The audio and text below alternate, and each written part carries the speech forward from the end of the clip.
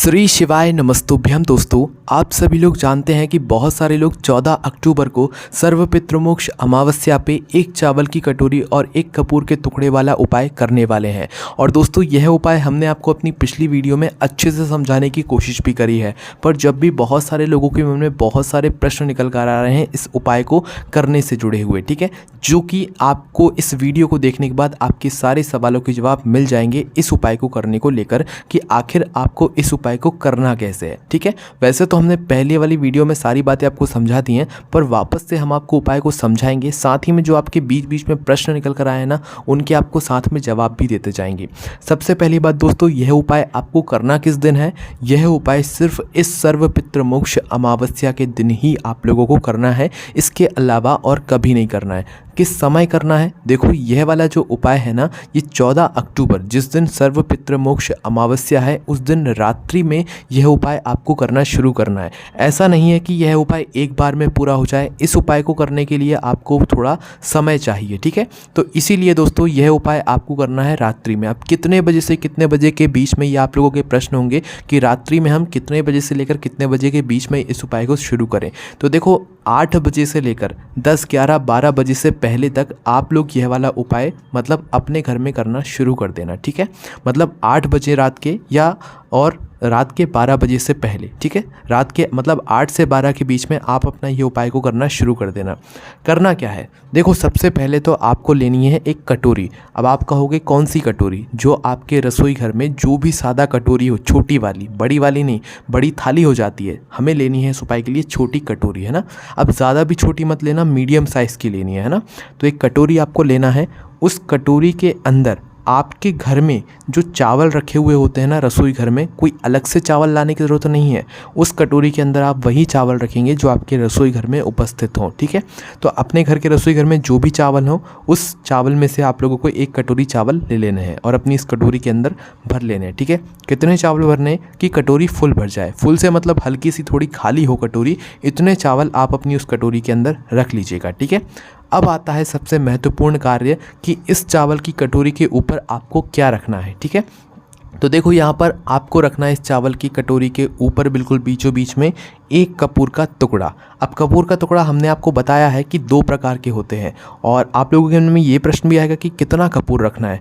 तो देखो, कपूर थोड़ी ज़्यादा मात्रा में आप लोग रखेंगे तो ज़्यादा बेहतर रहेगा, ठीक है। कम रखेंगे तो हो सकता है आपको दिक्कत हो, थोड़ी सी ज़्यादा मात्रा में रख देंगे तो ज़्यादा बेहतर होगा। अब कपूर भी आप 2 प्रकार के रख सकते हैं, कोई दिक्कत नहीं है। एक तो कपूर वो आता है जो कि टुकड़ों के रूप में होता है, आप वह पूरा कपूर का टुकड़ा जो है उठा कर रख सकते हैं, या कपूर के टुकड़े को तोड़कर थोड़ी कम मात्रा में रख सकते हैं। और एक दूसरा कपूर वो होता है जिसमें गोलियां सी बनी हुई होती हैं, जो गोली के आकार का होता है, और उस कपूर के टुकड़े को भी आप लोग रख सकते हो।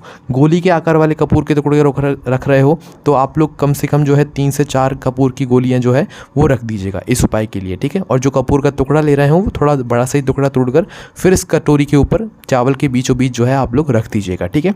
यहाँ तक आप लोगों को बात समझ आ गई होगी और आपके सारे प्रश्न भी जो है आपको उसका जवाब भी मिल गया होगा, ठीक है। हमारी चावल की कटोरी तैयार हो गई। उस चावल की कटोरी के ऊपर हमने कपूर का टुकड़ा भी रख दिया है। अब आती है अगली महत्वपूर्ण बात, जो आपको यह वाला काम करना है ना, इस उपाय को शुरुआती मतलब ये जो शुरू में आपको ये काम करना है, ये 8 बजे से लेकर 12 बजे के बीच में ही आप लोग कर लेना। कहने का सीधा सा मतलब है कि अमावस्या की जो रात्रि होगी ना, उससे पहले आपको ये काम कर लेना है। मतलब रात में ही करना है, 8 से 12 बजे के बीच में। आपकी ये चावल की कटोरी तैयार हो गई। अब इस चावल की कटोरी को लेकर आपको जाना है अपने घर के मुख्य द्वार पर। अब देखो, घर भी आप लोगों के पास 3 तरह के होंगे। किसी के खुद के घर होंगे, किसी के किराए के घर होंगे, और किसी के मतलब जो मल्टीज़ वगैरह रहती हैं बिल्डिंग्स में, जो लोग कुछ लोग रहते होंगे, ठीक है। अब आपको क्या करना है कि इस चावल की कटोरी को लेकर अपने घर के मुख्य द्वार पर जाना है। जो मेन गेट आपके घर का होगा वहाँ पर जाना है। अब यहाँ पर सबसे बड़ा कन्फ्यूज़न निकल कर आता है कि हम तो मल्टीज़ में रहते हैं, हम तो किराए के घर में रहते हैं, हमारा मेन गेट कौन सा होगा? क्या पूरी कॉलोनी का मेन गेट होगा या कौन सा मेन गेट होगा? तो देखो, जिनके खुद के घर हैं उनका तो एक अलग मेन गेट होता है, उनको इस उपाय को करने में कोई दिक्कत नहीं होने वाली है। पर जो लोग मल्टीज़ में या जो लोग किराए के घर में रहते हैं उनके लिए थोड़ी दिक्कत है। उनको बस ये समझना है कि आपकी उस मल्टीज़ का, या आप अगर किराए के घर में रह रहे हैं तो उस किराए के घर का जो आखिरी दरवाज़ा है, जहाँ तक आपकी सीमा है, मतलब जहाँ तक आपने उस कमरे को लेकर रखा हुआ है, जिस दरवाजे दरवाजे से आप अंदर बाहर आते हैं, आपके किराए के घर का वो आखिरी दरवाज़ा, ठीक है, उस दरवाजे या उस मेन गेट पर आपको यह वाला उपाय करना है। और आपकी अगर मल्टीज़ है तो मल्टीज़ में भी एक दरवाज़ा जो है मेन होता है जिससे आप अंदर बाहर जाते हैं, तो आपको उसके बाहर यह वाला उपाय करना है। ठीक है, समझ गए आप लोग? तो अब हम समझते हैं उपाय को पूरा, है ना। तो देखो आपकी ये चावल की कटोरी तैयार है, आपने कपूर भी रख दिया है। अब इस चावल की कटोरी को लेकर आपको अपने घर के मुख्य द्वार पर जाना है। और देखो यहाँ पर अब चावल की कटोरी को आपको रखना है अपने घर के दरवाजे पर। अब दरवाजे पर भी बाहर की साइड रखना है, ठीक है। कहाँ पर रखना है? आपका घर के मेन दरवाजे की चौखट है, चौखट के बाहर की साइड, बिल्कुल चौखट पे ही नहीं रखना है, बिल्कुल चौखट की दीवार पर ही नहीं रखना है, थोड़ा बाहर की साइड करके रखना है, ठीक है। अब किस तरफ रखना है ये भी आपका प्रश्न है। तो देखो आपके घर से के अंदर से खड़े होकर आप देखना कि आपका सीधा हाथ कौन सा है, ठीक है, क्योंकि आप ये उपाय को अंदर से कर रहे हो, बाहर से नहीं कर रहे हो। तो अंदर से आप खड़े होकर देखना कि आपका सीधा हाथ कौन सा है। उस सीधे हाथ की साइड पर आपको यह कटोरी को रखना है। तो देखो हम वापस से आपको समझा रहे हैं कि ये जो कटोरी है ना, ये आपको चौखट से थोड़ा बाहर की ओर करके रखनी है। भले ही आप ज़मीन पर भी रखोगे, नीचे भी रखोगे तो भी चलेगा, और कहीं ऊपर भी रखोगे तो भी चलेगा, कोई दिक्कत नहीं है, ठीक है। बस आपको थोड़ा सा बाहर की साइड करके जो है अपनी इस कटोरी को रखना है। कहाँ पर रखना है? अपने घर के मुख्य दरवाजे पर। मुख्य दरवाजे के अलावा किसी और दरवाजे पर मत रखना, ठीक है। तो आपने इस कटोरी को अपने मुख्य दरवाजे के बाहर की साइड करके रख दिया। अभी आपका यह उपाय आधा एक तरीके से पूर्ण हो जाता है, ठीक है। तो इस कटोरी को रखने के बाद आप आ जाओ अपने घर के अंदर और अपने जो भी काम है वो करने लग जाओ, ठीक है। तो 8 बजे से 12 बजे के बीच में आपने किसी भी समय इस कटोरी को वहाँ पर रख दिया तैयार करके। अब आपको पूरी रात, अमावस्या की पूरी रात जो है, इस कटोरी को अपने घर के मुख्य द्वार पर रखे रहने देना है। छूना भी नहीं है, कुछ नहीं करना है। यहाँ पर एक प्रश्न और निकल कर आता है कि जो कटोरी है, वो कटोरी के अंदर जो चावल है और जो कपूर है, वो अगर कोई उसे नुकसान पहुंचा देता है तो हम क्या करें? तो हम आपको पहले ही बता रहे हैं कि उसके अंदर चावल रहेंगे, कपूर भी रहेगा। तो आप कोशिश करें कि उस चावल की कटोरी को जो है सुरक्षित जगह पर रख दें, या तो थोड़ी ऊंचाई पर रख दें या उसे किसी चीज़ से ढक दें, है ना। बिल्कुल आपको पैक नहीं करना है, नहीं तो आप बिल्कुल पैक कर दो उसे, ठीक है। किसी चीज़ से हल्का सा ढक सकते हो, अंदर उसके हवा भी जाने देना है। ऐसा नहीं बिल्कुल आप पूरा पैक करके उसे रख दो, नहीं, थोड़ा सा खुला भी आप लोगों को रखना है, पर सुरक्षित जगह पर रखना है। अब आप लोग इस कटोरी को अमावस्या की पूरी रात अपने घर के उस मुख्य दरवाजे के बाहर की साइड रखे रहने दीजिए, ठीक है। सुबह तक आपको इसको हाथ भी नहीं लगाना है, ठीक है। और कोशिश करना है कि कोई और इसे नुकसान ना पहुंचाए, इस तरीके से आपको इस कटोरी को रखना है। रख दिया। अब आप लोग सुबह उठेंगे, देखिए ये उपाय आप अमावस्या के दिन कर रहे हैं तो अगले दिन शारदीय नवरात्रि प्रारंभ हो जाएंगे और एकम लग जाएगा, ठीक है। तो आपको यह उपाय को पूरा कब करना है? मतलब शारदीय नवरात्रि के पहले दिन सुबह सुबह। अमावस्या की पूरी रात्रि आपने इस कटोरी को अपने घर के मुख्य द्वार पर रखा। अब सुबह उठकर आपको सबसे पहले क्या करना है? अपने घर के सारे काम करना है, स्नान वगैरह से सब कामों से जो है आपको फ्री हो जाना है, ठीक है। मतलब झाड़ू पोंछा, जो आप बाहर पानी छिड़कते हैं, बाहर झाड़ू पोंछा करते हैं, वो सारे आप लोगों को काम कर लेना है और स्नान करके शुद्ध हो जाना है। हो गए आप लोग?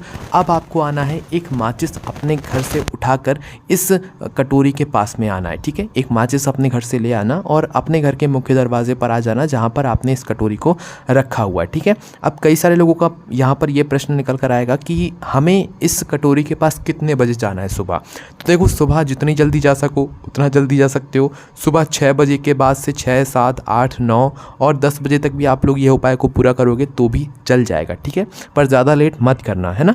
तो जितना जल्दी हो सके उतना जल्दी, ज़्यादा अच्छा करोगे तो ज़्यादा अच्छी बात है, अन्यथा थोड़ा 10 बजे तक भी करोगे तो उपाय को पूरा तो भी कोई दिक्कत नहीं है, ठीक है।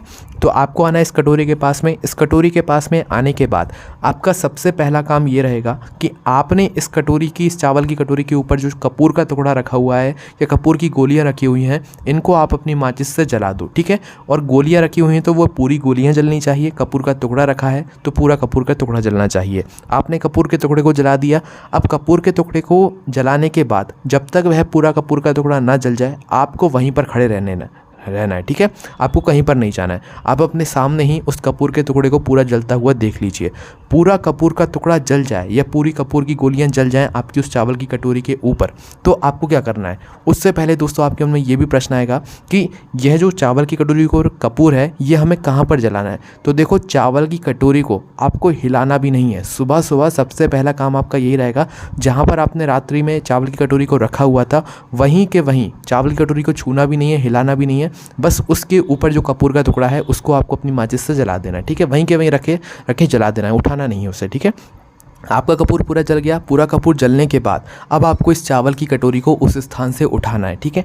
और उठाने के बाद दोस्तों इस चावल की कटोरी के इसके अंदर जो चावल हैं, इन चावलों को लेकर आपको किसी ऐसे पेड़ के नीचे जाना है जहाँ पर पक्षी आते हों दाना चुगने के लिए। भले ही वो गिलहरी हो, कोई चिड़िया हो, पर पक्षी आते हों दाना चुगने के लिए, ठीक है। किसी ऐसे पेड़ के नीचे जाना है। अगर वो पेड़ आपके घर में है तो घर में भी आप लोग ये उपाय को पूर्ण कर सकते हो। करना क्या है, इस चावल को लेकर, इस चावल की कटोरी को लेकर आपको उस वृक्ष के नीचे जाकर उस पेड़ के नीचे ये सारे चावल के दानों को डाल देना है। पूरे में मतलब एक तरीके से फैला देना है, ठीक है। घर में है पेड़, घर में आते हैं पक्षी, तो भाई वहाँ पर फैला देना है आप लोगों को, ठीक है। अब दोस्तों यहाँ पर भी आप लोगों के बहुत सारे प्रश्न हैं कि भाई यह जो चावल है क्या ये हम अपने छत पर नहीं डाल सकते? हमारे छत पर पक्षी आते हैं, चिड़िया वगैरह सब आती हैं। तो देखो यहाँ पर पंडित जी ने इस उपाय में बोला है कि यह जो चावल की कटोरी के चावल है ना, इसे आपको किसी भी पेड़ के नीचे ही डालना है। और पेड़ के नीचे ज़्यादातर जो है पक्षी ज़रूर आते हैं, चिड़िया ज़रूर आती हैं दाना चुगने के लिए। तो आपको यह वाले चावल पेड़ के नीचे ही डालना है, अपने छत पर या टेरेस पर बिल्कुल नहीं डालना है। इस बात का आप लोगों को ध्यान रखना है। उसके बाद में जब आप इन चावल की कटोरी के जो चावल हैं इनको पेड़ के नीचे डाल दोगे मतलब पक्षियों के लिए, तो क्या इस कटोरी को आपको वापस लेकर आना है या वहीं पर छोड़कर आना है, ये भी आपका प्रश्न है। तो दोस्तों ये जो कटोरी है ना, ये आपको अपने घर वापस लेकर आना है। इस कटोरी को आप वापस से अपने कार्यों में इस्तेमाल कर सकते हैं। बाकी उपाय हमारा वहीं पर पूरा हो गया। हमने चावल की कटोरी के जो सारे चावल को वहाँ पर फैला दिया। अब चावल की कटोरी को आप, चावल जो कटोरी होगी वो आप अपने घर पर वापस ला सकते हैं और उसे इस्तेमाल भी कर सकते हैं। कोई भी यहाँ पर दिक्कत नहीं है, ठीक है। उसके बाद में दोस्तों एक सबसे बड़ा प्रश्न निकल कर आया है, क्या इस उपाय को गर्भवती माताएं बहनें कर सकती हैं? क्योंकि एक मतलब हमें ऐसा कमेंट देखने के लिए मिला कि घर में कोई नहीं है, हम अकेले हैं, तो क्या हम इस उपाय को कर सकते हैं? तो देखो हमारा सुझाव तो यही है कि आप इस उपाय को ना करें, अपने घर के किसी और सदस्य से इस उपाय को करवाएं तो वो ज़्यादा बेहतर रहेगा, ठीक है। बाकी आपकी मर्ज़ी है, हम यही कहेंगे कि किसी और सदस्य से आप इस उपाय को करवा लें। बाकी अभी भी आपके मन में इस उपाय को करने को लेकर कोई भी प्रश्न है तो आप हमसे कमेंट करके पूछ सकते हैं। बाकी हमारी वेबसाइट भोलेनाथभक्ति.com पर जाकर आप इस उपाय को पढ़ सकते हैं। ओम नमः शिवाय, जय भोले, आबा श्री शिवाय, नमस्तुभ्यम।